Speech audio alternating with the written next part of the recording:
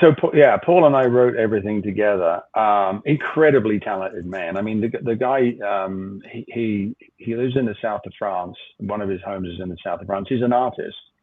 I mean, his paintings, sell for $30,000, $40,000 a piece. He's that talented.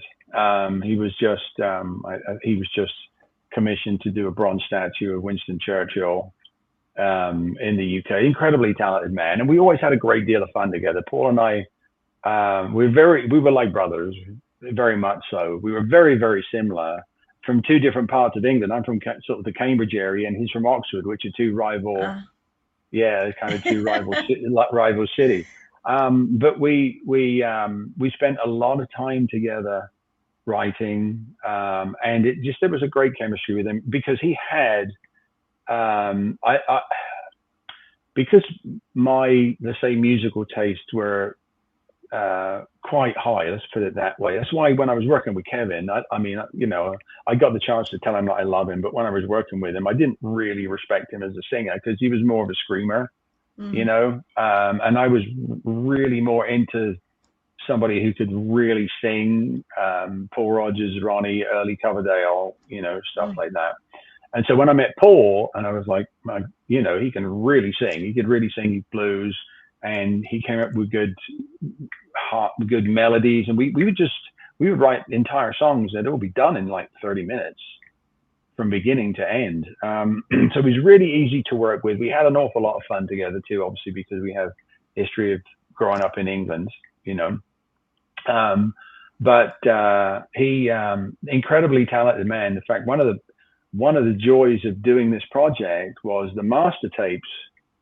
It's really crazy how things was not really how things come together. I was sent the Mm. master tapes, and when I opened them, and I hadn't seen them in 20 years or whatever, and when I opened them, all Paul's original lyrics fell out, and all of his little drawings and doodles that he did Ah, in the studio on the artwork. So I included all of that when I designed the CD. There's a 24-page booklet with original things in there that nobody's ever seen, and it was really cool to see. It was really cool to see that stuff again, and the original songs titles that were changed. Um, uh, so to see all of that again and to kind of relive that was really cool. And then hearing the songs back again in a proper studio and hearing tracks on there that weren't added to the original. Like if I put four guitar tracks down, only two would have been used in the original ah. demo. So there's these other two tracks. I'm going, oh, that's me. Oh, that's pretty good. What did I play there? So that was kind of cool. It was kind of cool hearing that and being involved in that again. I must say, I did enjoy the production side of it, being in the studio and hearing things and being able to put things down, different layers with different instruments. That I really enjoyed. So if there was an opportunity ever to go back in a studio again to work in some capacity, that I would enjoy. I think because it's all right brain creative, and that's when the magic happens, and you either receive something, you get something, you can put it down, or not. But I love Paul. He's a wonderful fella.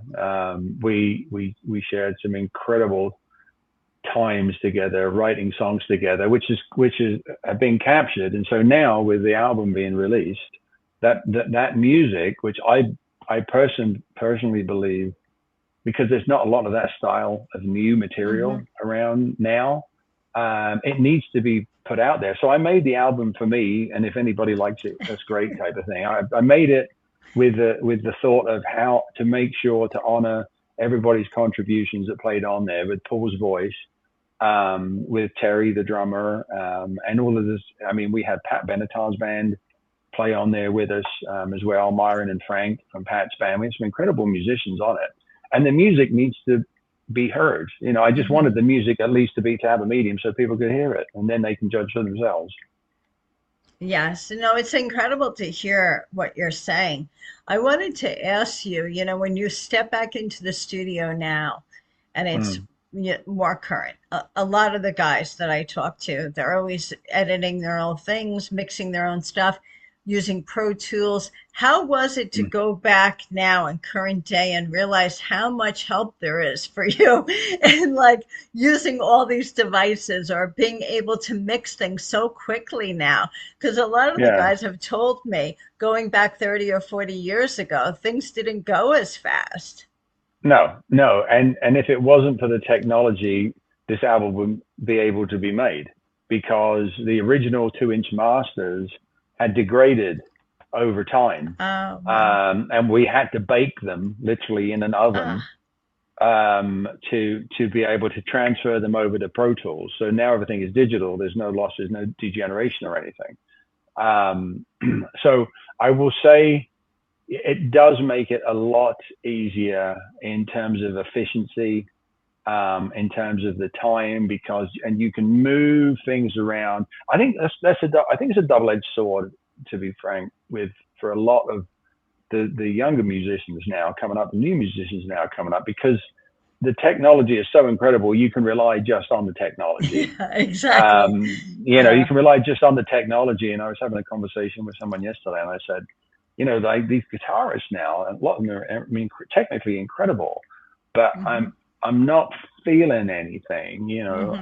I think every guitar player should be, it should be in some guitar playing rule book somewhere that at least one solo you can only play 3 notes and see what you can do with those 3 notes. Because I really Yes, miss that. When you hear David Gilmour play a note, you know it's him. yes, When you yes, hear Paul Kossoff or Jimmy Page, you know it's them, or Eric yes, Clapton or Jeff Beck, you know it's them immediately. And now, to me, it's so homogenized. yes. Um, it's very, very, and so much has been done because of the technology. So I think it's a double-edged sword. I think it was probably, if it's used correctly. But I'm old school. I was old school when I was a kid. So, when I was a kid, I was old school. So I'm really old school now.